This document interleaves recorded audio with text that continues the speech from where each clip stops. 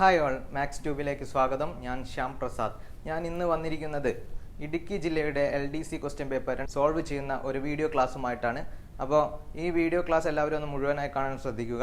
കൂടാതെ ഈ വീഡിയോ ക്ലാസ്സിൻ്റെ ഡിസ്ക്രിപ്ഷനിൽ മുന്നത്തെ previous year question paper solve ചെയ്ത ക്ലാസ്സിൻ്റെ ലിങ്കുകൾ ഞാൻ നൽകുന്നതായിരിക്കും. അത് കാണാത്തവർ അത് പോയി കാണാൻ ശ്രദ്ധിക്കുക. ഒരു ക്വസ്റ്റ്യൻ പേപ്പർ പൂർണ്ണമായി കാണുന്നതിലൂടെ നിങ്ങൾ നല്ലൊരു മാർക്ക് വരുന്ന LDC എക്സാമിനേഷൻ നിങ്ങൾക്ക് നേടിയെടുക്കാവുന്നതാണ്. അപ്പോൾ ഈ ഓരോ ക്വസ്റ്റ്യൻ പേപ്പറും കാണാൻ എല്ലാവരും ശ്രദ്ധിക്കുക.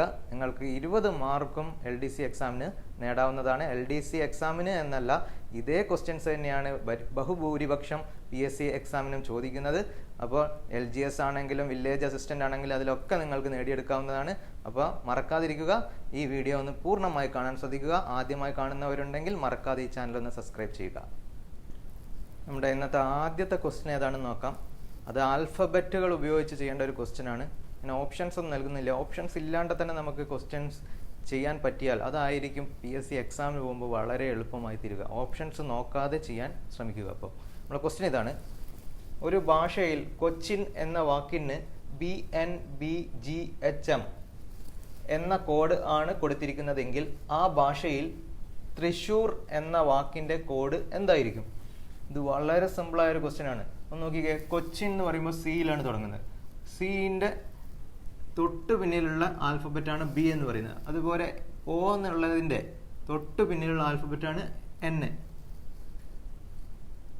അതുപോലെ സിൻ്റെ തൊട്ട് പിന്നിലുള്ളതാണ് B. Hൻ്റെ തൊട്ട് പിന്നിലുള്ളതാണ് G.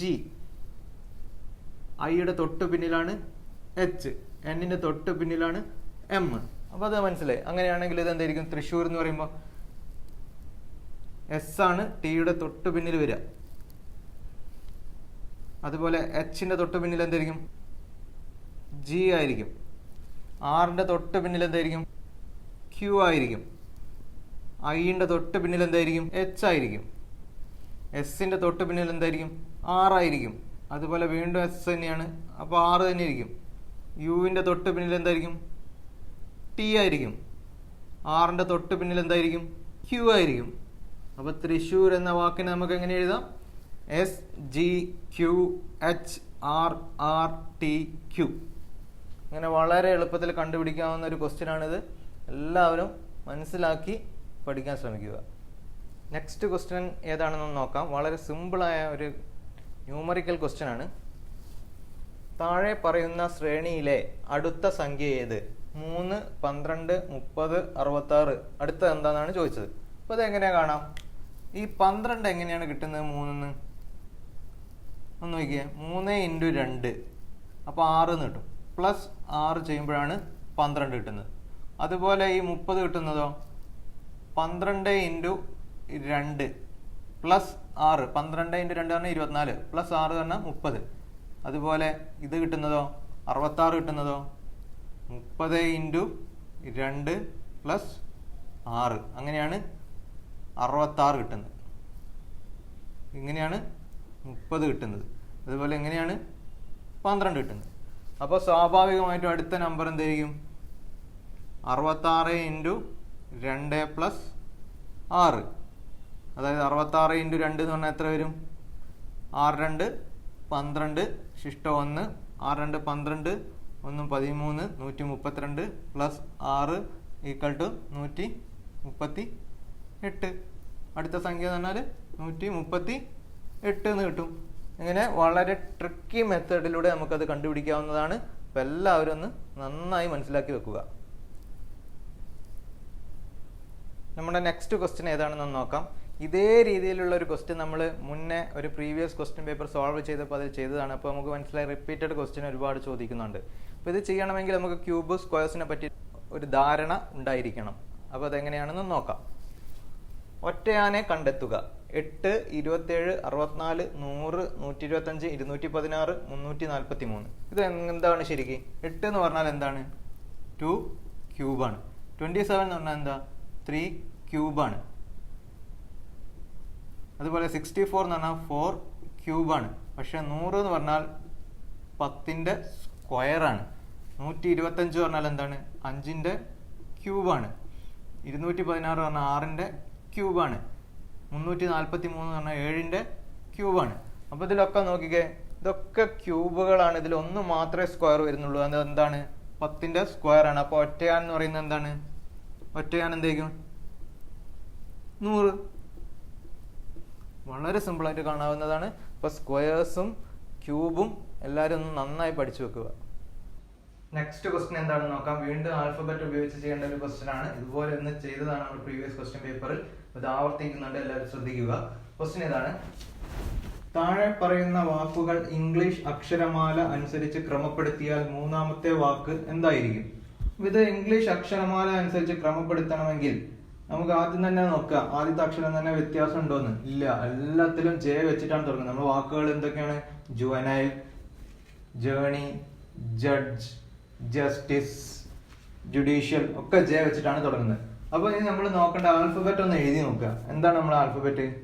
A, B, C, D, E, F, G, H, I, J, K, L, M. ഇനി നമ്മൾ ഇതിന്റെ ചോട് അങ്ങോട്ട് എഴുതി ശരിക്കുക. N, O, P, Q, R, S, T, U, V, W, X, Y, Z. ഇങ്ങനെ എഴുതാനുള്ള കാരണം എന്താണെന്ന് വെച്ചാൽ, ചില ക്വസ്റ്റ്യൻ പേപ്പറിലുള്ള ക്വസ്റ്റ്യൻസ് എങ്ങനെയായിരിക്കും വെച്ചാൽ ബിക്ക് പകരം വൈ ആയിരിക്കും വരിക, ഡിക്ക് പകരം ഡബ്ല്യു ആയിരിക്കും വരിക. അപ്പൊ അങ്ങനെ ഒരു ലോജിക്കും ഉപയോഗിക്കാറുണ്ട്. അത് ശ്രദ്ധിക്കാൻ വേണ്ടിയിട്ടാണ് ഇങ്ങനെ എഴുതണമെന്ന് പറയുന്നത്. ഇനി നോക്കുക, ജെ കഴിഞ്ഞാൽ യു ആണ് വരുന്നത്. യു എവിടെയാണ് വരുന്നത്? ഇവിടെയാണ് വരുന്നത്. അപ്പൊ ഇതിൽ യു ആണ് വരുന്നത്, ഇവിടെ യു ആണ് വരുന്നത്, ഇവിടെ യു ആണ് വരുന്നത്, ഇവിടെ യു ആണ് വരുന്നത്. അതിന്റെ മുന്നേ ഒ എന്നുള്ള ഒരു വേർഡ് കാണുന്നുണ്ട്. ഒ എവിടെയാണ് വരുന്നത്? യുവിന്റെ മുന്നെയാണ് വരുന്നത്. ഇവിടുന്ന് ഇങ്ങോട്ടാണ് വരുന്നത്, ശ്രദ്ധിക്കണം. ഓന്റെ മുന്നെയാണ് വരുന്നത്. അപ്പൊ ആദ്യത്തെ വേർഡ് പറഞ്ഞാൽ എന്തായിരിക്കും? ജേണി. ഇനി നോക്കേണ്ടത് യു കഴിഞ്ഞിട്ട് എന്തൊക്കെ ആൽഫബറ്റ് ആണ് വരുന്നത് എന്നാണ്. അപ്പൊ ഇവിടെ എന്താ വരുന്നത്? വി ആണ് വരുന്നത്. വി, ഇത് നമ്മളത് കഴിഞ്ഞു. ഇനി ഇവിടെ ഡി വരുന്നുണ്ട്, എസ് വരുന്നുണ്ട്, ഡി വരുന്നുണ്ട്. അപ്പൊ ഡി വരുന്ന ഈ വാക്കിൽ ഒന്നാണ് വരേണ്ടത്, കാരണം ഏറ്റവും ആദ്യം വരുന്നത് ഡി ആണ്. അതിൽ തന്നെ ഇവിടെ എന്ത് വരുന്നുണ്ട്? ഐ വരുന്നുണ്ട്, ഇത് കഴിഞ്ഞാൽ ജി വരുന്നുണ്ട്. അപ്പൊ ജി ആണ് ആദ്യം വരുന്നത്. അപ്പൊ നമ്മൾ ആദ്യം എടുക്കേണ്ട വേർഡ് എന്താണ്? ജഡ്ജ്. GUDGE, judge. അടുത്ത വേർഡ് എന്തായിരിക്കും? ജുഡീഷ്യൽ. JUDICIAL, judicial. അപ്പൊ ഈ വേർഡ് നമ്മൾ ചെയ്തു, ഈ വേർഡ് ചെയ്തു. ഇനി ഏത് വേർഡാണ്? ഈ രണ്ട് വേർഡുകൾ മാത്രമേ ഉള്ളൂ. അപ്പൊ വി കഴിഞ്ഞു കഴിഞ്ഞാൽ ഇവിടെ ഉള്ള വേർഡിൽ എസ് ആണ് കാണുന്നത്. അപ്പൊ എസ് ഉള്ള വേർഡ് ആണ് ആദ്യം വരിക, കാരണം എസും കഴിഞ്ഞിട്ടാണ് വി വരുന്നത്. അപ്പൊ ഈ വേർഡാണ് ആദ്യം വരേണ്ടത്. എന്താണ്? ജസ്റ്റിസ്. JUSTICE, justice. അപ്പൊ ഇത് എഴുതി. ഇനി വി വരുന്ന വേർഡാണ് എഴുതേണ്ടത്. അപ്പൊ എന്താ വരിക? JUVENILE, ജുവനെ. അപ്പൊ നമ്മളെ ഓർഡറിലാക്കി, ഇംഗ്ലീഷ് അക്ഷരമാല ക്രമത്തിലുള്ള ഓർഡറിലാക്കി. ഇതിലെ എത്രാമത്തെ വേർഡാ ചോദിച്ചത്? മൂന്നാമത്തെ വേർഡ് എന്താണെന്നാണ് ചോദിച്ചത്. അപ്പൊ മൂന്നാമത്തെ വേർഡ് എന്താ? 1, 2, 3 എന്താ വരുന്നത്? ജുഡീഷ്യൽ. ഇങ്ങനെ വളരെ എളുപ്പത്തിൽ കണ്ടുപിടിക്കാവുന്നതാണ്. അപ്പൊ ഇത് ചെയ്യാൻ അറിയണമെങ്കിൽ ഡിക്ഷണറിയിൽ എങ്ങനെയാണ് നമ്മൾ ക്രമപ്പെടുത്തുന്നത് വാക്കുകൾ എന്ന ഒരു ഐഡിയ ഉണ്ടായിരിക്കണം. അതുപോലെ ഈ ഇംഗ്ലീഷ് അക്ഷരമാല ക്രമം എഴുതി നോക്കാനുള്ള ഒരു ഐഡിയയും ഉണ്ടാക്കിയെടുക്കണം. അപ്പൊ ഇതെല്ലാവരും ഒന്ന് പരിശീലനത്തിലൂടെ ഉണ്ടാക്കിയെടുക്കുക. നമ്മുടെ നെക്സ്റ്റ് ക്വസ്റ്റ്യൻ ഏതാണെന്ന് നോക്കാം. PSCയുടെ വളരെ ഇഷ്ടപ്പെട്ട ഒരു ക്വസ്റ്റ്യൻ ആണ്. ക്വസ്റ്റ്യൻ ഇതാണ്: എക്ക് ഒരു ജോലി 15 ദിവസത്തിനുള്ളിലും ബിക്ക് അതേ ജോലി 20 ദിവസത്തിനുള്ളിലും ചെയ്യാൻ കഴിയുമെങ്കിൽ ഇവർ ഒരുമിച്ച് 4 ദിവസം ജോലി ചെയ്താൽ ബാക്കി വരുന്ന ജോലിയെ സൂചിപ്പിക്കുന്ന ഭിന്നസംഖ്യ ഏത്? അപ്പൊ ഇത് വളരെ ഈസി ആയിട്ട് ചെയ്യാവുന്നതാണ്. ഇവിടെ ഒരു ജോലി എന്നാണ് പറഞ്ഞത്, അതായത് എല്ലാവരും ശ്രദ്ധിക്കണം, ഒരു ജോലി. അപ്പൊ എ ഒരു ജോലി 15 ദിവസം കൊണ്ട്, ബി അതേ ജോലി 20 ദിവസത്തിനുള്ളിലും ചെയ്യാൻ കഴിയും എന്നാണ് പറഞ്ഞത്. അപ്പൊ എ എന്ന് പറഞ്ഞാല് ഒരു ദിവസം 15 ദിവസം എടുത്താലേ ഒരു ജോലി കഴിയുള്ളൂ. അപ്പൊ ഒരു ദിവസം എത്രയായിരിക്കും ജോലി എടുക്കുന്നുണ്ടാവുക? 1/15. കാരണം ഒരു ജോലി 15 ആക്കി ഭാഗിച്ചു. അപ്പോൾ ഒരു ദിവസം അതായിരിക്കും എ എടുക്കുന്ന ജോലി എന്ന് പറയും. അതുപോലെ ബി ഒരു ദിവസം എടുക്കുന്ന ജോലി എത്രയായിരിക്കും? 1/20 ആയിരിക്കും. ആ ഒരു ജോലി നമ്മൾ 20 ആക്കി ഭാഗിച്ചു, അതിലെ ഒരു ഭാഗം. അപ്പൊ അവര് രണ്ടുപേരും കൂടി ഒരുമിച്ച് 4 ദിവസം അതേ ജോലി ചെയ്താൽ ബാക്കി വരുന്ന ജോലിയെ സൂചിപ്പിക്കുന്ന ഭിന്നസംഖ്യയാണ് ചോദിച്ചത്. അപ്പൊ ഇവര് രണ്ടുപേരും കൂടി ഒരുമിച്ച് ചെയ്യുക എന്ന് പറഞ്ഞാല് ഒരു ദിവസം എത്രയായിരിക്കും? എയും ബിയും കൂടി ഒന്നിച്ച് ചെയ്യുക എന്നാണ് പറയുന്നത്. ഒന്നിച്ച് ചെയ്യാന്ന് അത് ആഡ് ചെയ്യുക. 1/15 പ്ലസ് 1/20. ഇനി 15ഉം 20ഉം ഒരുപോലെ പോകുന്ന നമ്പറാണ് ഇതിന്റെ എൽസിയമായിട്ട് വരിക. ഏതാ വരിക? 15 പോകണമെങ്കിൽ 30 വരണം. ഇനി അടുത്തതെന്ന് പറഞ്ഞാല് എന്താ വെച്ചാൽ 15ൽ 20 പോവില്ല. 30ൽ 20 പോവോ? ഇല്ല. പിന്നെ 15 പോവാന്ന് പറഞ്ഞാൽ 45ലാ. 45ലും 20 പോവില്ല. പിന്നെയും 15 പോവാന്ന് പറഞ്ഞാൽ 60 ആണ്. 60ൽ 15 പോവോ? പോകും. അതുപോലെ 20 പോവോ? പോകും. അപ്പൊ ഇതിന്റെ എൽസിയം എന്ന് പറഞ്ഞാൽ എത്രയായിരിക്കും? 60 ആയിരിക്കും. എൽസിയം 60 ആയിരിക്കും. അപ്പൊ 60ൽ 15 എത്ര തവണ പോകും? 30ൽ എത്ര തവണ പോകും? 2. അപ്പൊ 60ൽ എത്രയായിരിക്കും? 4 തവണ. പ്ലസ് 60ൽ 20 എത്ര തവണ പോകും? 3 തവണ. അപ്പൊ ഇവിടെ 3. അപ്പൊ എത്ര കിട്ടി? 4 3 7/60. 7/60. ഇപ്പൊ എയും ബിയും കൂടി ഒരു ദിവസം ചെയ്യുന്ന ജോലിയാണ് 7/60. അപ്പൊ ഒരുമിച്ച് 4 ദിവസം ജോലി ചെയ്താൽ എത്ര വരും നോക്കാം. 4 ദിവസത്തെ ജോലി. അപ്പൊ എന്ത് ചെയ്യണം? ഇത് ഒരു ദിവസം ചെയ്ത ജോലിയാണ്. അപ്പൊ 4 × 7/60. കാരണം 4 കൊണ്ട് ഗുണിക്കണം, എന്നാലേ അത് 4 ദിവസത്തെ ജോലിയാകുള്ളൂ. ഇത് നമുക്ക് ഗുണിക്കാം ആദ്യം. 7 4 28 ഹരിക്കണം 60. ഇത് ചെറുതാക്കണം നിർബന്ധമൊന്നുമില്ല. എന്താ വെച്ചാൽ അവിടെ നമ്മൾ ടൈം വേസ്റ്റ് ചെയ്യേണ്ട ചെറുതാക്കിയിട്ട്. നമ്മളോട് ഇതല്ല കാണാൻ പറഞ്ഞത്. എന്താ പറഞ്ഞത്? ഇതാണ് 4 ദിവസം എയും ബിയും കൂടി ചെയ്യുന്ന ജോലി എന്ന് പറയുന്നത്. അങ്ങനെയാണെങ്കിൽ ബാക്കി വരുന്ന ജോലിയെ സൂചിപ്പിക്കുന്ന എന്നാ പറഞ്ഞത്. അപ്പൊ ഒരു ജോലിയിൽ നിന്ന് ഇത്രയും ജോലി അവർ ചെയ്തു കഴിഞ്ഞു. അപ്പൊ ബാക്കി വരുന്ന ജോലി എന്തായിരുന്നു? ബാക്കി വരുന്ന ജോലി 1 - 28/60. കാരണം ഒരു ജോലിയിൽ ഇത്രയും ജോലിയാണ് ചെയ്തത്. അതുകൊണ്ടാണ് 1 കുറയ്ക്കാൻ കാരണം. അപ്പൊ ആ ഒരു ജോലി എന്നുള്ളതിന് വളരെ ഇമ്പോർട്ടന്റ് ഉണ്ട്. ഇത് ഈക്വൽ ടു, ഇത് എങ്ങനെ ചെറുതാക്കുക? 1ന്റെ ചോടെ 1 ഉണ്ട്. 1/1 ആണ് 1 എന്ന് പറയുന്നത്. ക്രോസ് മൾട്ടിപ്ലൈ 1 × 60 60 മൈനസ് 1 × 28 28 ഹരിക്കണം 1 × 60 60 ഈക്വൽ ടു 60ന്ന് 28 കുറച്ചാൽ എത്രയാ? 32 32/60. ഇനി ഇത് ഈക്വൽ ടു, ഇതെങ്ങനെ ചെറുതാക്കാം? 32ൽ എത്ര തവണ 2 പോവും? 16. അതേമാതിരി 60ലോ 30. വീണ്ടും ഇത് ചെറുതാക്കാം. എങ്ങനെ ചെറുതാക്കാം? 16ൽ എത്ര തവണ പോകും? 2 8. 30ലോ 15. അപ്പൊ ബാക്കി വരുന്ന ജോലിയെ സൂചിപ്പിക്കുന്ന ഭിന്നസംഖ്യയാണ് എന്ത്? 8/15 എന്നുള്ളത്. ഇങ്ങനെ നമുക്ക് വളരെ എളുപ്പത്തിൽ കാണാം. അത് ആദ്യമായി ചെയ്യുമ്പോൾ കുറച്ച് ബുദ്ധിമുട്ട് അനുഭവപ്പെടും. ഇത് ചെയ്ത് പ്രാക്ടീസ് ചെയ്ത് പോയി കഴിഞ്ഞാൽ വളരെ എളുപ്പത്തിൽ കണ്ടുപിടിക്കാവുന്നതാണ്. നെക്സ്റ്റ് ക്വസ്റ്റ്യൻ നോക്കാം. ഇത് PSCയുടെ സ്ഥിരം ക്വസ്റ്റ്യൻ ആയ ഒരു ട്രിക്കി ക്വസ്റ്റ്യൻ ആണ്.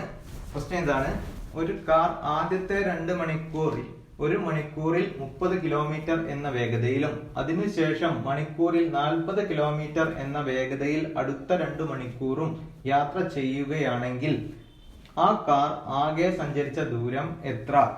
ഇത് ചെയ്യാൻ ഞാൻ നിങ്ങളെ ഒരു പിരമിഡ് അല്ലെങ്കിൽ ഒരു ട്രയാങ്കിളിന്റെ ഒരു രൂപം പഠിപ്പിച്ചിട്ടുണ്ടായിരുന്നു. ഇങ്ങനെ ഒരു ട്രയാങ്കിൾ വരച്ച് അതിനെങ്ങനെ ഭാഗിച്ചു കഴിഞ്ഞാൽ ഇവിടെ D, ഇവിടെ S, ഇവിടെ T. D എന്ന് പറഞ്ഞാൽ ഡിസ്റ്റൻസ് ആണ്, S എന്ന് പറഞ്ഞാൽ സ്പീഡാണ്, T എന്ന് പറഞ്ഞാൽ ടൈം ആണ്.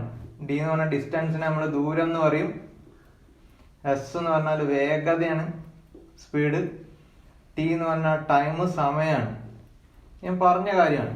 അപ്പൊ ഇത് ഉപയോഗിച്ചിട്ടാണ് നമുക്ക് ദൂരം കണ്ടുപിടിക്കുക. ദൂരം എന്ന് പറഞ്ഞാൽ എന്തായിരിക്കും? ഡിസ്റ്റൻസ് എന്ന് പറഞ്ഞാൽ സ്പീഡ് ഇൻറ്റു ടൈം എന്നാണ് വരിക. Speed into time. അതായത് ദൂരം എന്ന് പറഞ്ഞു കഴിഞ്ഞാൽ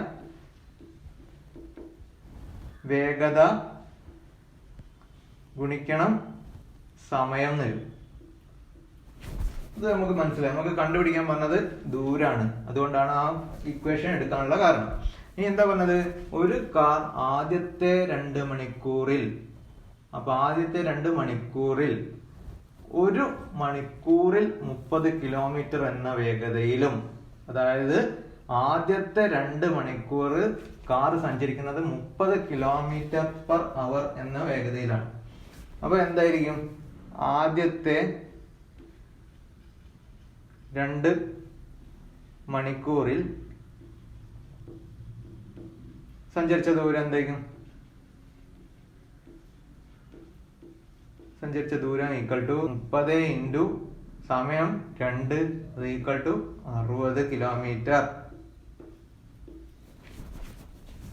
ഇത് കിട്ടി. ഇനി എന്താ പറഞ്ഞത്? അതിനുശേഷം മണിക്കൂറിൽ 40 കിലോമീറ്റർ എന്ന വേഗതയിൽ അടുത്ത 2 മണിക്കൂറും യാത്ര ചെയ്യുകയാണെങ്കിൽ, അപ്പൊ അടുത്ത 2 മണിക്കൂറിൽ സഞ്ചരിച്ച ദൂരം എന്തായിരിക്കും? വേഗത എത്രയാണ്? അപ്പം 40 ആണ് ഇൻറ്റു 2 മണിക്കൂറാണ്. അപ്പൊ എത്ര കിട്ടി? 80 കിലോമീറ്റർ. ഇതാണ് അപ്പൊ കാറ് ടോട്ടൽ സഞ്ചരിച്ച ദൂരം എന്ന് പറയുന്നത്. അപ്പൊ ആകെ ദൂരം എന്തായിരിക്കും വരിക? 60 പ്ലസ് 80 ഈക്വൽ ടു 140 കിലോമീറ്റർ. വളരെ എളുപ്പത്തിൽ ചെയ്യാവുന്നതാണ്. ഇങ്ങനെയൊന്നും സ്റ്റെപ്പ് എഴുതേണ്ട ആവശ്യമൊന്നുമില്ല PSCക്ക്. ഇത് നിങ്ങൾക്ക് മനസ്സിലാവാൻ വേണ്ടി എഴുതിയതാണ്. ഇത് പഠിച്ചു പോയി കഴിഞ്ഞാൽ നമുക്ക് വെറും 20 സെക്കൻഡ് കൊണ്ട് ആൻസർ ചെയ്യാവുന്നതാണ്. നെക്സ്റ്റ് ക്വസ്റ്റ്യൻ ഏതാണെന്ന് നോക്കാം. ഓഡോമീറ്റർ സഞ്ചരിച്ച ദൂരവുമായി ബന്ധപ്പെട്ടിരിക്കുന്നത് പോലെ കോമ്പസ് എന്ന് പറയുന്നത് ഏതുമായി ബന്ധപ്പെട്ടിരിക്കുന്നത്? ഇതെങ്ങനെയാണ് നമ്മൾ കണ്ടുപിടിക്കേണ്ടത്? നമുക്ക് ഒരു പ്രാക്ടിക്കൽ നോളജ് ഉണ്ടായാൽ മതി. ഓഡോമീറ്റർ എന്ന് പറഞ്ഞാൽ എന്താണ്? വണ്ടിയിൽ നമ്മൾ കണ്ടിട്ടുണ്ടാവും അതിന്റെ സ്പീഡ് കാണിക്കുന്ന ഒരു ബൈക്കിലൊക്കെ, അതാണ് ഓഡോമീറ്റർ എന്ന് പറയുന്നത്. കോമ്പസ് എന്ന് പറഞ്ഞാലോ നമ്മൾ ഈ ദിശ കാണാം. നമ്മളെ സ്മാർട്ട് ഫോണുകളിലൊക്കെ കോമ്പസ് നിങ്ങൾ കണ്ടിട്ടുണ്ടാവും, വടക്കോട്ട് തിരിഞ്ഞിരിക്കുന്നത്. നമ്മള് ആ ആപ്പ് ഓൺ ആക്കി വെച്ചാൽ അതിന്റെ സൂചി വടക്കോട്ട് തിരിഞ്ഞിരിക്കുന്നത്, അതാണ് കോമ്പസ് എന്ന് പറയുന്നത്. അപ്പൊ കോമ്പസ് എന്തിനാണ് കാണിക്കുന്നത്? ദിശയെ സൂചിപ്പിക്കാനാണ് കോമ്പസ് ഉപയോഗിക്കുന്നത്. അപ്പൊ നമ്മൾ ഓപ്ഷനിൽ ദിശയുമായിട്ടാണ് കോമ്പസ് ബന്ധപ്പെട്ട് കിടക്കുന്നത്. നെക്സ്റ്റ് ക്വസ്റ്റ്യൻ എന്താണെന്ന് നോക്കാം. ഒരു ക്ലോക്കിലെ സമയം 11:30 ആകുമ്പോൾ അതിന്റെ ചെറിയ സൂചിയിൽ നിന്നും വലിയ സൂചിയിലേക്കുള്ള ക്ലോക്കിലെ സൂചികൾ നീങ്ങുന്ന ദിശയിലുള്ള കോണളവ് എത്ര? ഈ ക്വസ്റ്റ്യൻ ആണ്. എല്ലാവരും പെട്ടെന്ന് ചാടി കയറി കോണളവ് കണ്ടുപിടിച്ച് അതിന്റെ ഉത്തരം എഴുതി വെക്കരുത്, തെറ്റിപ്പോകും. എന്താ പറഞ്ഞത്? ഒരു ക്ലോക്ക് എടുത്തു കഴിഞ്ഞാൽ നമുക്ക് 11:30 എന്നാണ് പറഞ്ഞത്. 11:30 എന്ന് പറഞ്ഞു കഴിഞ്ഞാൽ ഇങ്ങനെയായിരിക്കും ഉണ്ടാവുക. ഓൾമോസ്റ്റ് ഇങ്ങനെയായിരിക്കും ഉണ്ടാവുക. അപ്പൊ അവിടെ ചെറിയ സൂചിയിൽ നിന്നും വലിയ സൂചിയിലേക്ക് ക്ലോക്ക് തിരിയുന്ന ദിശയിൽ ഈ കോണളവാണ് കണ്ടുപിടിക്കേണ്ടത്. ഇപ്പൊ നമ്മൾ എന്ത് ചെയ്യാം? ഈ കോണളവ് കണ്ടുപിടിച്ചിട്ട് ഇത് മൊത്തത്തിൽ ഒരു തവണ കറങ്ങി വരണമെങ്കിൽ 360 ഡിഗ്രിയാണ്. 360 ഡിഗ്രിന്ന് കുറച്ചാൽ കിട്ടുന്നതായിരിക്കും ഈ കോണളവ് എന്ന് പറയും.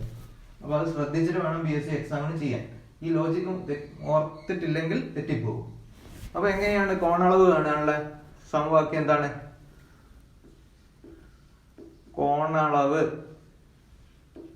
ഈക്വൽ ടു മണിക്കൂർ ഇൻറ്റു 30 ഇൻറ്റു മണിക്കൂർ, അല്ലെങ്കിൽ മണിക്കൂർ ഇൻറ്റു 30 മൈനസ് 11/2 ഇൻറ്റു മിനിറ്റ്. ഇതാണ് സമവാക്യം. ഇത് ഞാൻ പഠിപ്പിച്ചാണ്. അപ്പൊ എന്ത് വരും? 30 ഇൻറ്റു 11 മണിക്കൂർ എന്ന് പറയുന്നത്, മൈനസ് 11/2 ഇൻറ്റു 30 മിനിറ്റ് എന്ന് പറയുന്നത്. അപ്പൊ 30 ഇൻറ്റു 11 പറഞ്ഞാല് 3 ഇൻറ്റു 11 ചെയ്യാം. അപ്പൊ 33 ഒരു 0 മൈനസ് ഈ 2 30 15 താണോ? അപ്പൊ 11 ഇൻറ്റു 15. ഇതെങ്ങനെ ചെറുതാക്കുക എന്നുള്ള ഒന്നും ആരും ഗുണിക്കാനൊന്നും പോകരുത്. 10 ഇൻറ്റു 15 എത്രയായിരിക്കും? 150. ഒരു 15 കൂടി വന്നു കഴിഞ്ഞാൽ എത്രയായിരിക്കും? 165. ഇത് ഈക്വൽ ടു 10 5 പോയാല് 5. അപ്പൊ ഇവിടെ നിന്ന് ഒന്നും കൂടെ എടുത്തിട്ടുണ്ടാവും. അപ്പൊ ഇവിടെ 2 ഉണ്ടാവുള്ളൂ. അപ്പൊ വീണ്ടും ഒന്നും എടുക്കുക. 12 6 പോയാൽ 6 എന്ന് കിട്ടും. അപ്പൊ ഇവിടെ ഒന്നുണ്ടാവും, ഒന്നും കൂടെ എടുത്തിട്ടുണ്ടാവും. 2ന്ന് 1 പോയാൽ 1, 165 കിട്ടി. ഇനി ഇതല്ല എഴുതേണ്ടത്, ഓപ്ഷനിൽ ഇതും ഉണ്ടാവും.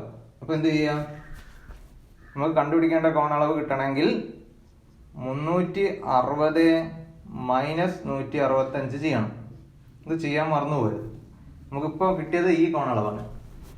അപ്പോൾ ഇത് കുറയ്ക്കുക. 10 5 പോയാൽ 5. അപ്പോൾ ഇവിടെ നിന്ന് 6ന്ന് ഒന്നും ഇങ്ങോട്ട് എടുത്തിട്ടായിരിക്കും 10 5 കുറച്ചിട്ടുണ്ടാവും. അപ്പോൾ ഇവിടെ 5 ഉണ്ടാവുള്ളൂ, 5. അപ്പോൾ ഇവിടെ നിന്ന് ഇങ്ങോട്ട് എടുത്തു. അപ്പോൾ 15ന്ന് 6 പോയാൽ 9. അപ്പോൾ ഇവിടെ 2 ആയി. 2ന്ന് 1 പോയാൽ 1. 195 ഡിഗ്രി. ഈ 195 ഡിഗ്രി എന്നുള്ളതാണ് ഈ ഡയറക്ഷനിൽ വരുന്ന കോണളവ് എന്ന് പറയുന്നത്. അപ്പോൾ അതെല്ലാവരും മനസ്സിലാക്കി പഠിക്കുക. ക്വസ്റ്റ്യൻ കണ്ടപടി ആൻസർ ചെയ്യാതിരിക്കുക. ഒന്ന് വായിച്ച് അതിലെ ലോജിക് എന്താണെന്ന് മനസ്സിലാക്കിയ ശേഷം മാത്രം ഉത്തരം എഴുതാൻ ശ്രദ്ധിക്കുക. നമ്മൾ അടുത്ത ക്വസ്റ്റ്യൻ ഏതാണെന്ന് നോക്കാം. PSCയുടെ സ്റ്റേറ്റ്മെന്റ് രൂപത്തിലുള്ള ഒരു ക്വസ്റ്റ്യൻ ആണ്. കൺഫ്യൂസിങ് ആക്കുന്ന ഒരു ക്വസ്റ്റ്യൻ ആണ്, പക്ഷെ വളരെ സിമ്പിൾ ആണ്. ഒന്നാമത്തെ statement A, B, C, D, E, F എന്നീ 6 അംഗങ്ങളുള്ള കുടുംബത്തിൽ 2 ജോഡി ദമ്പതിമാരുണ്ട്. D എയുടെ അമ്മൂമ്മയും ബിയുടെ അമ്മയുമാണ്. C ബിയുടെ ഭാര്യയും എഫിന്റെ അമ്മയുമാണ്. F ഇയുടെ മകളുടെ മകളാണ്. എങ്കിൽ C എയുടെ ആരാണ്? അപ്പൊ ഈ സ്റ്റേറ്റ്മെന്റ് ഉപയോഗിച്ച് നമുക്ക് ഇത് വളരെ എളുപ്പത്തിൽ കാണാം. ആദ്യത്തെ സ്റ്റേറ്റ്മെന്റിൽ പറയുന്നത് ABCDEF എന്നുള്ള 6 അംഗങ്ങളുടെ കൂട്ടത്തിൽ 2 ജോഡി ദമ്പതിമാരുണ്ട് എന്നാണ്. അപ്പൊ അതിലെ രണ്ടാമത്തെ സ്റ്റേറ്റ്മെന്റ് എടുത്തു. D എയുടെ അമ്മൂമ്മയും ബിയുടെ അമ്മയുമാണ്. അപ്പൊ D എടുത്തു.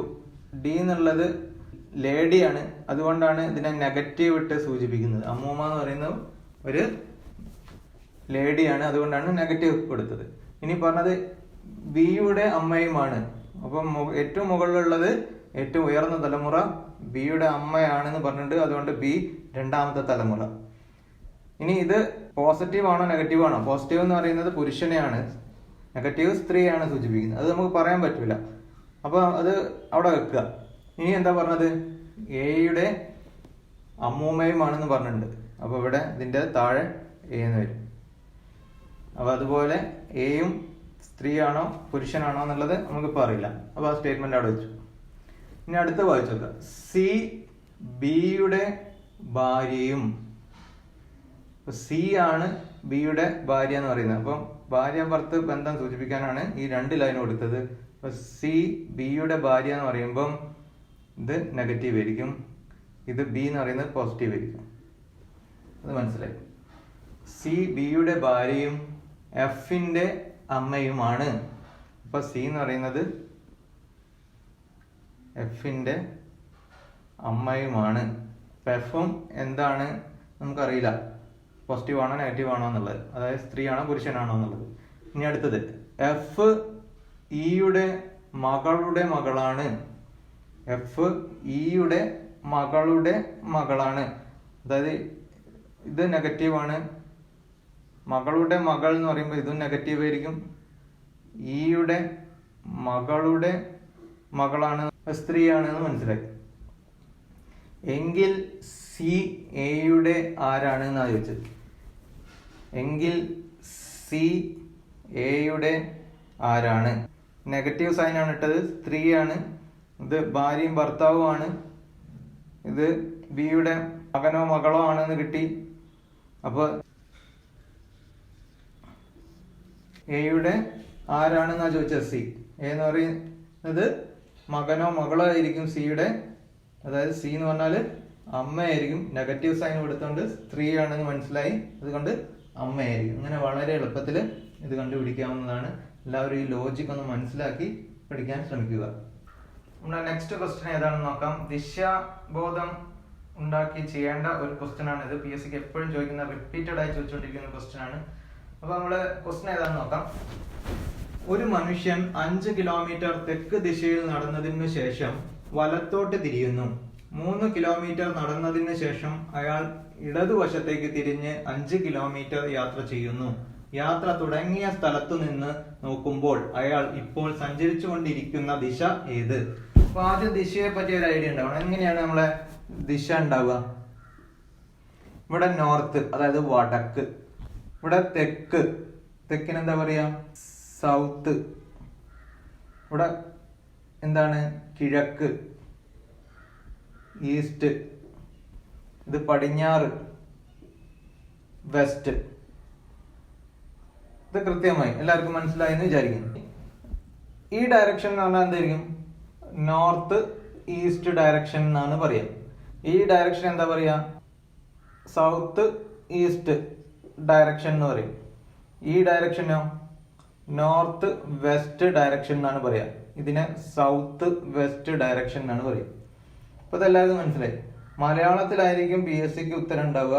അപ്പൊ അത് നമ്മൾ മലയാളീകരിച്ചെന്ന് എഴുതുന്നേ ഉള്ളൂ.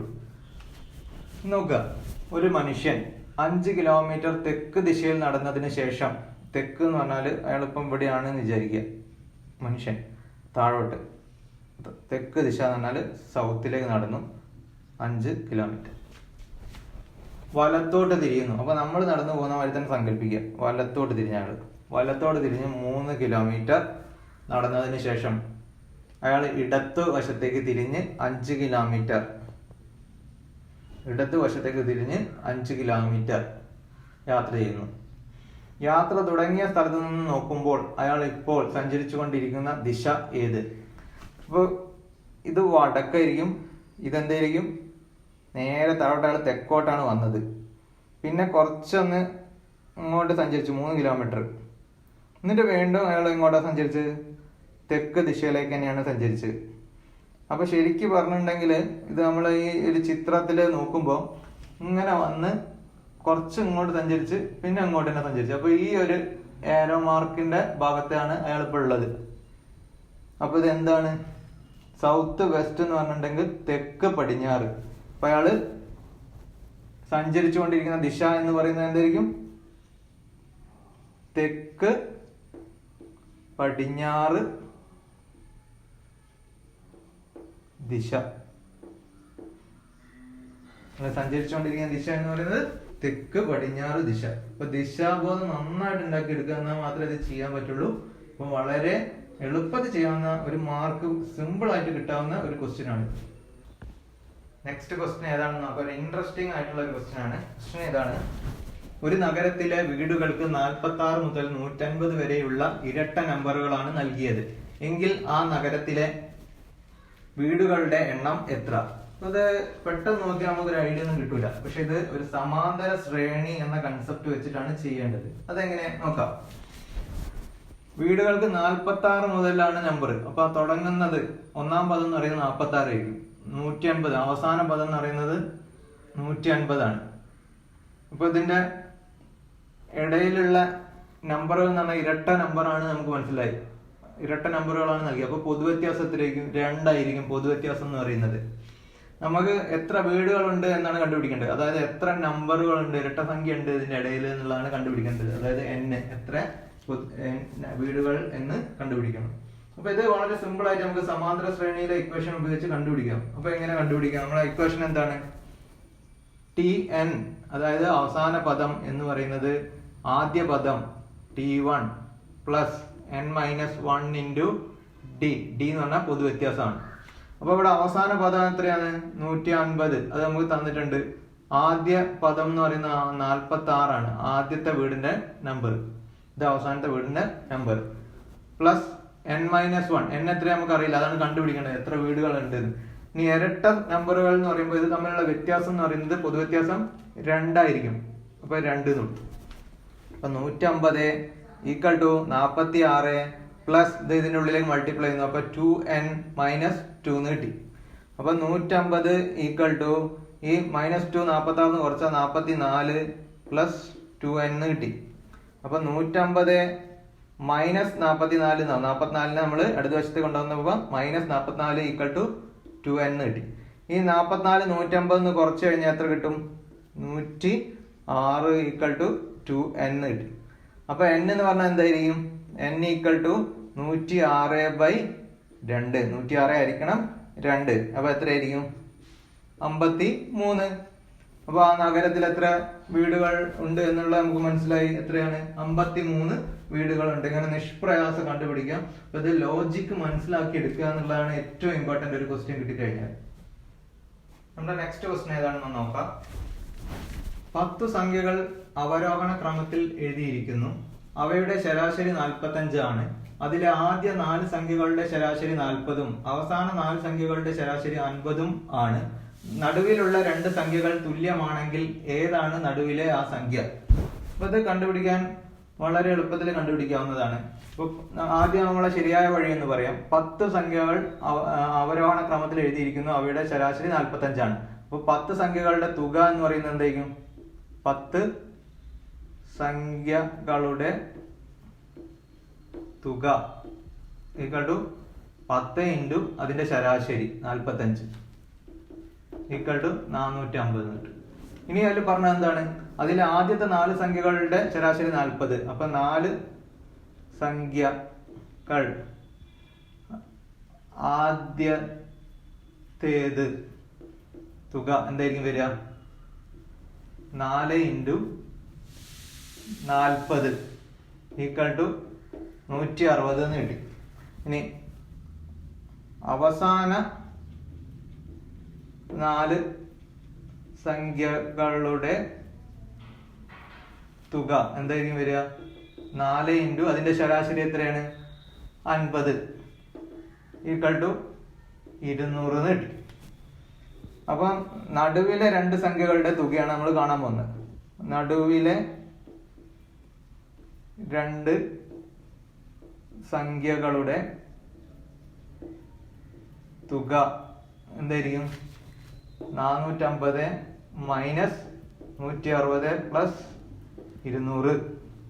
അതായത് 450 മൈനസ് എന്തായിരിക്കും വരിക? 360. അത് ഈക്വൽ ടു 90 കിട്ടും. നടുക്കിലെ 2 സംഖ്യകളുടെ തുകയാണ്. അത് രണ്ടും തുല്യമാണെന്നാണ് പറഞ്ഞത്. തുല്യമായതുകൊണ്ട് സംഖ്യ എന്തായിരിക്കും?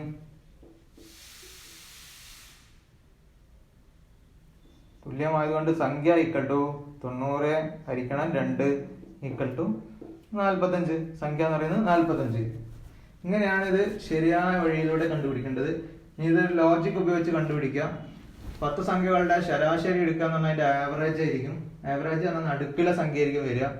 10 എന്നുള്ളത് ഇരട്ട സംഖ്യ ആയതുകൊണ്ട് അതിന്റെ നടുക്കിലെ സംഖ്യ നമുക്ക് കൃത്യമായിട്ട് കിട്ടില്ല. അപ്പൊ ഒരു പോയിന്റ് വാല്യൂ ആയിരിക്കും കിട്ടുക. അതിന്റെ അപ്പുറത്തോ ഇപ്പുറത്തോ ഉള്ളതായിരിക്കും സംഖ്യ വരിക ശരിക്കും.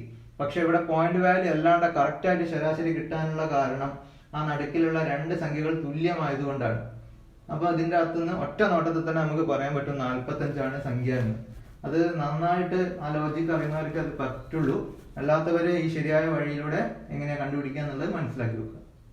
നമ്മുടെ നെക്സ്റ്റ് ക്വസ്റ്റ്യൻ ഏതാണെന്ന് നോക്കാം. കലണ്ടറുമായി ബന്ധപ്പെട്ട ഒരു ക്വസ്റ്റ്യൻ ആണ്. ക്വസ്റ്റ്യൻ ഇതാണ്: 2014 ഫെബ്രുവരി 1 ശനിയാഴ്ചയാണെങ്കിൽ മാർച്ച് 1 ഏത് ദിവസമായിരിക്കും? അപ്പൊ ഇത് ചെയ്യണമെങ്കിൽ നമ്മൾ ആദ്യം നോക്കേണ്ടത് ഇതിൽ ഫെബ്രുവരി ഉൾപ്പെടുന്നുണ്ടോ എന്നുള്ളതാണ്. ഫെബ്രുവരി വരുന്നുണ്ട്. ഫെബ്രുവരി വരുന്നുണ്ടെങ്കിൽ തന്നിരിക്കുന്ന വർഷം അതിവർഷമാണോ അല്ലയോ എന്ന് ആദ്യം ചെക്ക് ചെയ്യണം. അപ്പൊ അതിവർഷം ആണോ എന്ന് നോക്കാൻ വേണ്ടി ഞാൻ 2014 4 കൊണ്ട് ഹരിക്കുന്നു. അപ്പൊ 20 5 4 20, കുറച്ച് കഴിഞ്ഞാൽ 0 കിട്ടി. 1 ഇറക്കിയിട്ടു അതിൽ 0 കൊടുത്തു. 14 കൊടുത്തു. 14 3 4 12. അപ്പൊ ഇവിടെ ശിഷ്ടം 2 കിട്ടി. ശിഷ്ടം 2 കിട്ടി എന്ന് പറഞ്ഞു കഴിഞ്ഞാൽ ഇത് അതിവർഷമല്ല. ശിഷ്ടം കിട്ടാൻ പാടില്ല. അതിവർഷമാണെങ്കിൽ ശിഷ്ടം ഉണ്ടാവില്ല. ശിഷ്ടം 0 ആയിരിക്കും. അപ്പൊ തന്നിരിക്കുന്ന ഫെബ്രുവരിയിൽ എത്ര ദിവസം ഉണ്ടാവും? ഫെബ്രുവരിയിൽ 28 ദിവസമാണ് ഉണ്ടാവുക. അതിവർഷമാണെങ്കിൽ 29 ഉണ്ടാവും. ഈ മാർച്ച് 1 ഏത് ദിവസമാണെന്നാ ചോദിച്ചത്. അപ്പൊ അതിന്റെ ഇടയിൽ 28 ദിവസം എന്ന് കിട്ടി. ആ 28 ദിവസത്തിന് നമ്മൾ 7 കൊണ്ട് ഹരിക്കുകയാണ്. ഒരാഴ്ചയിൽ 7 ദിവസമുണ്ട്. അതുകൊണ്ടാണ് 7 കൊണ്ട് ഹരിക്കുന്നത്. അപ്പൊ 7 4 28. ശിഷ്ടം 0 കിട്ടി. ശിഷ്ടം 0 കിട്ടി. ഈ ശിഷ്ടത്തിനാണ് ഇവിടെ പ്രാധാന്യമുള്ളത്. ശിഷ്ടം 0 കിട്ടി. അപ്പൊ നമ്മൾക്ക് തന്നിരിക്കുന്ന ഫെബ്രുവരി 1 എന്ന് പറഞ്ഞിരിക്കുന്ന ആഴ്ച ഏതാണ്? ശനിയാഴ്ചയാണ്. അപ്പൊ 1 എന്നാണ് കിട്ടുന്നതെങ്കിൽ ഒരു ദിവസം മുന്നോട്ട് എടുക്കണം. അടുത്ത ഞായറായിരിക്കും. 2 ആണെങ്കിൽ തിങ്കളായിരിക്കും. അങ്ങനെയാണ് ഉണ്ടാവുക. അവിടെ 0 ആയതുകൊണ്ട് ഇതിലേക്ക് 0 ആഡ് ചെയ്ത ഏത് ദിവസം തന്നെയാണ് മാർച്ച് 1 വരിക? മാർച്ച് 1 എന്ത് ദിവസം തന്നെയായിരിക്കും? ശനിയാഴ്ച. ഇങ്ങനെ വളരെ എളുപ്പത്തിൽ കണ്ടുപിടിക്കാവുന്ന ഒരു ക്വസ്റ്റ്യൻ ആണിത്. അപ്പോൾ ഈ കലണ്ടറിനെ പറ്റിയ ലോജിക് എല്ലാവരും ഉണ്ടാക്കി വെക്കുക. അപ്പൊ നമ്മുടെ നെക്സ്റ്റ് ക്വസ്റ്റ്യൻ ഏതാണെന്ന് നോക്കാം. ക്വസ്റ്റ്യൻ ഇതാണ്: ഒരു വൃത്തസ്തംഭത്തിന്റെ വ്യാസം 4 സെന്റിമീറ്ററും ഉന്നതി 10 സെന്റിമീറ്ററും എങ്കിൽ അതിന്റെ വ്യാപ്തം എത്ര? അപ്പൊ എന്താണ് വൃത്തസ്തംഭം എന്ന് പറഞ്ഞു കഴിഞ്ഞാൽ അതിന്റെ താഴെ ഭാഗം ഒരു വൃത്താകൃതിയിലായിരിക്കും. അത് ഇങ്ങനെ മുകളിലേക്ക് ഉയർന്നിട്ട് ഇവിടെ ഒരു വൃത്താകൃതിയിലായിരിക്കും. താറിന്റെ VP ഒക്കെ കണ്ടിട്ടുണ്ടാവും. അതാണ് വൃത്തസ്തംഭം. അത് പൊള്ളയായിട്ടാണ് ഉണ്ടാവുക. അതിൽ താറും കൂടി ഉണ്ടെങ്കിൽ ഉള്ളതാണ് വൃത്തസ്തംഭം എന്ന് പറയുന്നത്. അപ്പൊ ഇതിന്റെ വ്യാസം ഇവിടെ മുതൽ ഇവിടം വരെയുള്ള ഇതാണ് എന്ത് പറഞ്ഞത് 4 സെന്റിമീറ്റർ എന്ന് പറഞ്ഞത് വ്യാസമാണ്. ഇതിന്റെ ഉന്നതി ഈ ഹൈറ്റ് ആണ് 10 സെന്റിമീറ്റർ എന്ന് പറഞ്ഞത്. അപ്പൊ വ്യാപ്തം കാണാനുള്ള ഫോർമുല അറിയണം. എന്താണ് വ്യാപ്തം എന്ന് പറഞ്ഞാല് പൈ r സ്ക്വയർ h എന്നാണ്. r എന്ന് പറഞ്ഞാൽ റേഡിയസ് ആണ്, h എന്ന് പറഞ്ഞാൽ ഉന്നതിയാണ്. അപ്പൊ എന്തായിരിക്കും പൈ, അത് പൈ തന്നെ എഴുതാം, ഇൻറ്റു r എന്ന് പറഞ്ഞാൽ വ്യാസത്തിന്റെ പകുതിയാണ് ആരം എന്ന് പറയുന്നത് 6. അപ്പൊ 2 സ്ക്വയർ ഇൻറ്റു ഉന്നതി എത്രയാണ് 10. അപ്പൊ പൈ ഇൻറ്റു 4 ഇൻറ്റു 10, അതായത് 40 പൈ. ഇനി ഇത് സെന്റിമീറ്ററിലാണ് തന്നത്. അപ്പൊ എപ്പോഴും വ്യാപ്തം ക്യൂബിക് യൂണിറ്റിലാണ് പറയുക. 40 പൈ സെന്റിമീറ്റർ ക്യൂബ്. അപ്പൊ യൂണിറ്റും കൂടി എഴുതാൻ ശ്രദ്ധിക്കുക. ഓപ്ഷനിൽ യൂണിറ്റ് ഉണ്ടായിട്ടും യൂണിറ്റ് ഇല്ലാതെയും തരും. അപ്പൊ യൂണിറ്റ് ഉള്ളത് അടക്കം എടുത്ത് എഴുതാൻ ശ്രദ്ധിക്കുക. നമ്മുടെ നെക്സ്റ്റ് ക്വസ്റ്റ്യൻ എന്താണെന്ന് നോക്കാം. 50 × 13 കൂട്ടണം 50 ഹരിക്കണം 46 പ്ലസ് 24ന്റെ വില എത്ര? അപ്പൊ ഇത് ബോട്ട് മാസ് റൂൾ വെച്ച് ചെയ്യേണ്ട ഒരു ക്വസ്റ്റ്യൻ ആണ്. ഞാൻ ബോട്ട് മാസ് റൂൾ പറഞ്ഞതാണ്. എന്താണ് ബോട്ട് മാസ് എന്ന് പറഞ്ഞു കഴിഞ്ഞാൽ ഇത് ബ്രാക്കറ്റ്, ഇങ്ങനത്തെ ബ്രാക്കറ്റ് ആവാം, അല്ലെങ്കിൽ ഇങ്ങനത്തെ ബ്രാക്കറ്റ് വരാം, ഇങ്ങനെ വരാം. ഓഫ് എന്ന് പറഞ്ഞാൽ ഇൻറ്റു തന്നെയാണ് ഓഫിന്റെ മീനിങ്. ഡി എന്ന് പറഞ്ഞാൽ ഡിവിഷൻ, ഹരിക്കണം എന്നാണ്. എം എന്ന് പറഞ്ഞാൽ മൾട്ടിപ്ലിക്കേഷൻ ആണ്. എ എന്ന് പറഞ്ഞാൽ അഡീഷൻ ആണ്. എസ് എന്ന് പറഞ്ഞാൽ സബ്ട്രാക്ഷൻ ആണ്. അപ്പൊ ഈ മുകളിൽ താഴോട്ടുള്ള ഈ ഓർഡറിലായിരിക്കണം ക്രിയ എപ്പോഴും ചെയ്യുന്നത്. പ്രയോറിറ്റി കൊടുക്കേണ്ടത് ഏറ്റവും മുകളിലുള്ളതിനാണ്. ബ്രാക്കറ്റ് ഉണ്ടോ അതിൽ? ഇല്ല. ഓഫ് എന്നുള്ളത് കാണുന്നുണ്ടോ? ഇല്ല. ഇനി ഹരിക്കണം എന്ന് കാണുന്നുണ്ടെങ്കിലും നമ്മൾ മുകളിലുള്ളത് ചെയ്ത് കഴിഞ്ഞിട്ടേ ഈ ഹരിക്കാൻ ചെയ്യാൻ പാടുള്ളൂ. അപ്പൊ മുകളിലുള്ള ക്രിയ നോക്കണം. മുകളിൽ 2 ക്രിയകൾ കാണുന്നുണ്ട്. അതിൽ ഏറ്റവും ആദ്യം ചെയ്യേണ്ടത് ഏതാണ്? മൾട്ടിപ്ലിക്കേഷൻ ആണ്. അപ്പൊ 50 × 13, 50 × 13 ചെയ്യാൻ 5 × 13 ചെയ്യാം. അപ്പൊ എന്ത് വരും? I3 15, ശിഷ്ടം 1, ഒരു 5, 5 1 6, പിന്നെ ഒരു 0 കൊടുത്തു, പ്ലസ് 50 ഹരിക്കണം. ഇനി ഇത് രണ്ടും ആഡ് ചെയ്ത് വെക്കുക. താഴെയുള്ള ക്രിയ ചെയ്യാം. ആഡ് ചെയ്ത് എത്ര കിട്ടും? 6 4 10 0, ശിഷ്ടം 1, 4 2 6 1 7. ഇനി അടുത്ത വീണ്ടും ഇത് ആഡ് ചെയ്യാം. 650ലേക്ക് 50 ആഡ് ചെയ്താൽ 700. 700/70. ഇപ്പൊ ഒരു 0 കട്ട് ചെയ്ത് കളഞ്ഞു. 70/7. 70ൽ 7 എത്ര തവണ പോകും? 7ൽ ഒരു തവണ 0 കൊടുത്തു, 10. അപ്പൊ ഇതിന്റെ ആൻസർ 10. ഇങ്ങനെ വളരെ സിമ്പിൾ ആയിട്ട് കണ്ടുപിടിക്കാവുന്ന ബോട്ട് മാസ് റൂൾ ഉപയോഗിച്ച് റിപ്പീറ്റഡ് ആയിട്ട് എല്ലാ LDC എക്സാമിനും ക്വസ്റ്റ്യൻസ് ചോദിക്കാറുണ്ട്. എന്റെ പ്രീവിയസ് ക്വസ്റ്റ്യൻ പേപ്പർ സോൾവ് ചെയ്ത ലിങ്കിൽ നിങ്ങൾക്ക് കയറിയാൽ മനസ്സിലാവും. റിപ്പീറ്റഡ് ക്വസ്റ്റ്യൻ ആണ് ഇത്. അപ്പോൾ എല്ലാവരും നന്നായി പഠിക്കുക. നെക്സ്റ്റ് ക്വസ്റ്റ്യൻ ഏതാണെന്ന് നോക്കാം.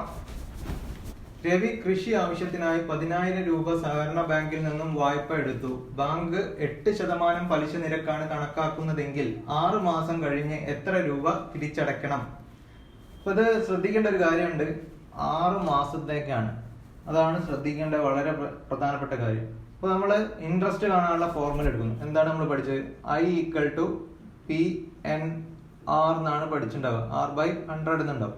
പക്ഷെ ഇവിടെ n എന്ന് പറഞ്ഞ വർഷത്തിലാണ് നമ്മൾ കൊടുക്കാറ്. അപ്പൊ 6 എന്നുള്ളത് 6 മാസം ആയതുകൊണ്ട് ഇവിടെ /2. ഒരു വർഷത്തിന്റെ പകുതിയാണ് 6 മാസം എന്ന് പറയുന്നത്. 12 മാസമാണ് ഒരു വർഷം. അപ്പൊ നമ്മൾ ആദ്യം ഇൻട്രസ്റ്റ് കാണുന്നു. എത്ര രൂപ എടുത്ത്? 10,000 ഇൻറ്റു n എന്ന് പറഞ്ഞാൽ ഒരു വർഷം എന്നുള്ള അർത്ഥത്തിലാണ്. മിനിമം ഒരു വർഷമായിരിക്കും, വർഷത്തിലാണ് പറയാ. അത് /2, കാരണം ഒരു വർഷത്തിന്റെ പകുതിയാണ് 6 മാസം. ഇൻറ്റു 8% ഇൻട്രസ്റ്റിലാണ്. അതാണ് 6 എന്ന് പറഞ്ഞാൽ 8/100. ഇതെങ്ങനെ ചെറുതാക്കുക? ഇവിടെ ഉള്ള 2 0 വെട്ടിക്കളഞ്ഞു, ഇവിടെ ഉള്ള 2 0 വെട്ടിക്കളഞ്ഞു.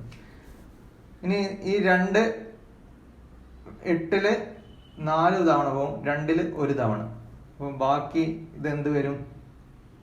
ഇവിടെ ഒരു 100 ഉണ്ടാവും, ഒരു 1 ഉണ്ടാവും. അപ്പോൾ 100 എന്ന് കിട്ടും. ഗുണിച്ചാൽ വീണ്ടും 4 കൊണ്ട് ഗുണിക്കണം. അപ്പോൾ എത്ര കിട്ടും? 400 എന്ന് കിട്ടും. അപ്പൊ ഇൻട്രസ്റ്റ് 400 എന്ന് കിട്ടും. നമ്മളോട് ഇൻട്രസ്റ്റ് അല്ല കാണാൻ പറഞ്ഞത്, എത്ര രൂപ തിരിച്ചടയ്ക്കണം എന്നാണ് ഇത് ചോദിച്ചത്. അപ്പൊ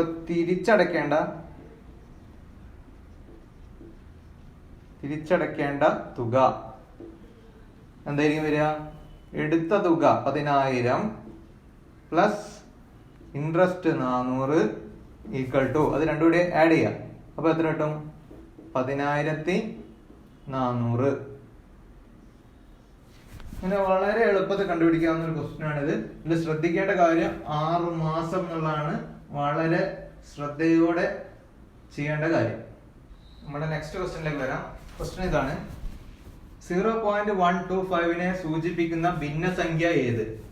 അപ്പൊ ഭിന്നസംഖ്യ ആക്കണമെങ്കിൽ നമ്മൾ ആദ്യം നോക്കേണ്ട ഒരു കാര്യം, ഇത് റിപ്പീറ്റഡ് ആയിട്ട് പോകേണ്ടത് നോക്കണം. റിപ്പീറ്റഡ് ആയിട്ട് പോകേണ്ട നമ്പർ ആവർത്തിക്കുന്നുണ്ടെങ്കിൽ ഞാൻ സൂപ്പർ ഷോർട്ട് കട്ട് മെത്തേഡിൽ അതെങ്ങനെയാ ചെയ്യേണ്ടതെന്ന് പഠിപ്പിച്ചിട്ടുണ്ട്. അത് അറിയാത്തവരുണ്ടെങ്കിൽ ആ വീഡിയോ ഒന്ന് പോയി കാണാൻ ശ്രമിക്കുക. ഇത് ആവർത്തിക്കുന്നില്ല. അപ്പൊ നമ്മൾ ആ സംഖ്യ എടുത്ത് എഴുതി 0.125, ഇത് ഈക്വൽ ടു, അപ്പൊ നമ്മൾ പോയിന്റ് ഇല്ലാണ്ട് അങ്ങോട്ട് എഴുതി 125. അപ്പൊ ഇവിടെ എത്ര പോയിന്റ് സ്ഥാനം വരുന്നുണ്ട്? 1, 2, 3. അപ്പൊ 3 പോയിന്റ് സ്ഥാനം വരണമെങ്കിൽ നമ്മൾ ഇതിനെ 1000 കൊണ്ട് ഹരിക്കണം. 1000 കൊണ്ട് ഹരിക്കണം. 1, 2, 3 0 വരുന്ന നമ്പറാണ് 1000. അതുകൊണ്ട് ഹരിക്കണം. അപ്പൊ ഒന്നെങ്കിലും നിങ്ങളെ ഓപ്ഷനിൽ ഇങ്ങനെ തന്നെ തന്നിട്ടുണ്ടാവും. ഇങ്ങനെ തന്നിട്ടില്ലെങ്കിൽ ഇത് ചെറുതാക്കി നോക്കണം. ഇത് ചെറുതാക്കി എങ്ങനെയാണ്? 125 എത്ര തവണ പോകും? 25. 100-ൽ 4 തവണ. അപ്പൊ 125 5 തവണ. 100-ൽ 4 തവണയാണ് 25 പോകുന്നതെങ്കിൽ 1000-ൽ എത്ര തവണ പോകും? 40. ചിലപ്പോ ഓപ്ഷനിൽ 5/40 തന്നേക്കും. ഇനി അതും അല്ല തന്നതെങ്കിൽ ഇത് വീണ്ടും ചെറുതാക്കണം. 5-ൽ 5 എത്ര തവണ പോകും? 1 തവണ. 40-ൽ 5 8 തവണ. അപ്പൊ 1/8. അപ്പൊ ഈ 3-ലും ഏതെങ്കിലും ഒന്നായിരിക്കും ഓപ്ഷനിൽ തരാനുള്ള സാധ്യത. അപ്പൊ അത് ചെറുതാക്കാനും കൂടി എല്ലാവരും നന്നായി പഠിച്ചു വെക്കുക. ഇങ്ങനെയാണ് ഇത് ചെയ്യേണ്ടത്. അപ്പൊ നമ്മുടെ അടുത്ത ക്വസ്റ്റ്യൻ ഏതാണെന്ന് നോക്കാം. വളരെ സിമ്പിൾ ആയിട്ടുള്ള ഒരു ക്വസ്റ്റ്യൻ ആണ്. ക്വസ്റ്റ്യൻ ഇതാണ്: 60-ന്റെ 15% 80-ന്റെ 45% തമ്മിൽ കൂട്ടിയാൽ കിട്ടുന്ന തുക എത്ര? ഇപ്പൊ 60-ന്റെ 15% എന്നുള്ളത് എത്രയാണ്? 60 ഗുണിക്കണം 15 ഹരിക്കണം 100. ഇതാണ് 60-ന്റെ 15%. അത് ആദ്യം കണ്ടുപിടിക്കുക. അത് ഈക്വൽ ടു, ഇപ്പൊ ഒരു 0 വെട്ടിപ്പോയി. 15-ൽ 3 തവണ 5 ഉണ്ടാവും. 10-ൽ 2 തവണ ഉണ്ടാവും. ഇനി ഈ 2 1 തവണ പോവും. 6-ൽ 3 തവണ പോവും. അപ്പൊ ഇത് എത്ര കിട്ടും? 3 × 3 ഈക്വൽ ടു 9 എന്ന് കിട്ടും. ഇനി കണ്ടുപിടിക്കേണ്ടത് എന്താണ്? ഇതാണ് 60-ന്റെ 15% എന്ന് പറയുന്നത് 9. ഇനി 80-ന്റെ 45%. അപ്പൊ 80 × 45 ഹരിക്കണം 100. അപ്പൊ ഇവിടെ ഒരു 0 വെട്ടിപ്പോയി. ഇനി 45-ൽ 5 എത്ര തവണ പോവും? 9 × 5 45 9 തവണ പോവും. 10-ൽ 2 തവണ പോവും. ഇനി 2 8-ൽ 4 തവണ പോവും. അപ്പൊ ഇത് 9 × 4 ആണ് വരിക. അല്ലെങ്കിൽ 4 × 9 എന്ന് വന്നു. അപ്പൊ ഗുണിച്ച എത്ര കിട്ടും? 9 × 4 36. ഇനി പറഞ്ഞത് ഈ 2% തമ്മിൽ കൂട്ടിയാൽ കിട്ടുന്ന തുക എത്രയാണെന്ന് വെച്ച്. അപ്പൊ തുക 9 + 36 ഈക്വൽ ടു 45 കിട്ടും. ഇങ്ങനെ വളരെ എളുപ്പത്തിൽ കണ്ടുപിടിക്കാവുന്നതാണ്. ഇത് ശതമാനം ഒന്ന് നന്നായി പഠിച്ചു വെക്കുക എല്ലാവരും. നെക്സ്റ്റ് ക്വസ്റ്റ്യൻ ഏതാണെന്ന് നോക്കാം. വളരെ സിമ്പിൾ ആയിട്ട് ചെയ്യാവുന്ന ഒരു ലോജിക്കൽ ക്വസ്റ്റ്യൻ ആണ്. 4/4 ഈക്വൽ ടു 256 ആണെങ്കിൽ the fourth root of 256 equal to 4. അതുപോലെ 7/4 2401 ആണെങ്കിൽ fourth root of 2401ന്റെ വില എത്ര? സിമ്പിൾ ആണിത്. കാരണം 4-ന്റെ പവർ 4 ആകുമ്പോഴാണ് ഈ ഉത്തരം കിട്ടുന്നത്. അപ്പൊ ഈ പവർ നമ്മൾ ഈ സൈഡിലേക്ക് കൊണ്ടുവരുമ്പോഴാണ് അത് ഫോർത്ത് റൂട്ട് എന്ന് പറയുന്നത്. ഇങ്ങോട്ട് കൊണ്ടുവരുമ്പോൾ ഫോർത്ത് റൂട്ട്. അപ്പൊ ഫോർത്ത് റൂട്ട് എടുത്താൽ നമുക്ക് 4 തന്നെ കിട്ടും ഉത്തരം. അതുപോലെ 7-ന്റെ പവർ 4 ആകുമ്പോഴാണ് ഈ ഉത്തരം കിട്ടുന്നത്. അപ്പൊ ഈ 4-നെ നമ്മൾ പവർ ഇങ്ങോട്ട് കൊണ്ടുവരുമ്പോൾ ഫോർത്ത് റൂട്ട് എടുക്കുന്നു. ഈ ഇതിന്റെ ഫോർത്ത് റൂട്ട് എടുക്കുക പറഞ്ഞാൽ ഇവിടെ എന്തായി മാറും? ഉത്തരം എന്തായിരിക്കും? 7. ഒന്നും ചിന്തിക്കാനില്ല. ഫോർത്ത് റൂട്ട് ഓഫ് 2401 എന്ന് പറഞ്ഞു കഴിഞ്ഞാൽ 7 ആയി. ഇത് വളരെ നിഷ്പ്രയാസം ചെയ്യാവുന്ന ഒരു ക്വസ്റ്റ്യൻ ആണ്. എല്ലാവരും മനസ്സിലാക്കി പഠിക്കുക. നമ്മുടെ അവസാനത്തെ ക്വസ്റ്റ്യൻ ഏതാണെന്ന് നോക്കാം. വളരെ സിമ്പിൾ ആയിട്ടുള്ള ഒരു ക്വസ്റ്റ്യൻ ആണ്. സമാന്തര ശ്രേണി ഉപയോഗിച്ച് ചെയ്യേണ്ടതാണ്. നമ്മുടെ ക്വസ്റ്റ്യൻ ഇതാണ്: ഒരു സമാന്തര ശ്രേണിയിലെ രണ്ടാമത്തെയും നാലാമത്തെയും സംഖ്യകൾ 8, 2 എന്നിവയാണ് എങ്കിൽ ആദ്യത്തെ സംഖ്യ ഏതാണ്? ഇപ്പൊ ഇത് ശ്രേണിയിലേക്കൊന്നും പോകണ്ട, നമ്മളെ വളരെ എളുപ്പമാണ്. രണ്ടാം സംഖ്യ എന്താണ്? രണ്ടാമത്തെ സംഖ്യ 8. നാലാം സംഖ്യ എന്താണ്? 2. അപ്പൊ അത് സമാന്തര ശ്രേണി ആയതുകൊണ്ട് തന്നെ ഇതിന്റെ നടുക്കിലുള്ള മൂന്നാം സംഖ്യ എന്ന് പറയുന്നത് എന്തായിരിക്കും? ഈ രണ്ടാമത്തെയും നാലാമത്തെയും സംഖ്യ ആഡ് ചെയ്ത് 2 കൊണ്ട് ഡിവൈഡ് ചെയ്താൽ കിട്ടുന്നതായിരിക്കും. അപ്പൊ 8 + 2 ഹരിക്കണം 2 ഈക്വൽ ടു ഇത് രണ്ടും ആഡ് ചെയ്ത് രണ്ടാമത്തെയും നാലാമത്തെയും സംഖ്യ ആഡ് ചെയ്ത് 2 കൊണ്ട് ഹരിച്ചു. അപ്പൊ 10/2 ഈക്വൽ ടു 5 കിട്ടി. അപ്പൊ രണ്ടാമത്തെ സംഖ്യ നമുക്ക് ഇവിടെ 8 തന്നിട്ടുണ്ട്. മൂന്നാമത്തെ സംഖ്യ 5 കിട്ടി. അതുപോലെ നാലാമത്തെ എന്ത് കിട്ടി? 2 കിട്ടി. അപ്പൊ നോക്കേണ്ടത് ഇത് രണ്ടാമത്തെ സംഖ്യയാണ്, ഇത് മൂന്നാമത്തെ സംഖ്യയാണ്, ഇത് നാലാമത്തെ സംഖ്യയാണ്. അപ്പൊ നമ്മളോട് കണ്ടുപിടിക്കാൻ പറഞ്ഞാൽ ഇവിടെ ഉള്ള ഒന്നാമത്തെ സംഖ്യ എത്രയാണെന്നാണ് കണ്ടുപിടിക്കേണ്ടത്. അപ്പൊ നമ്മൾ ചെയ്യേണ്ടത് പൊതു വ്യത്യാസം എടുക്കണം. പൊതു വ്യത്യാസം എടുക്കുക എന്ന് പറഞ്ഞു കഴിഞ്ഞാൽ എന്താ ചെയ്യേണ്ടത്?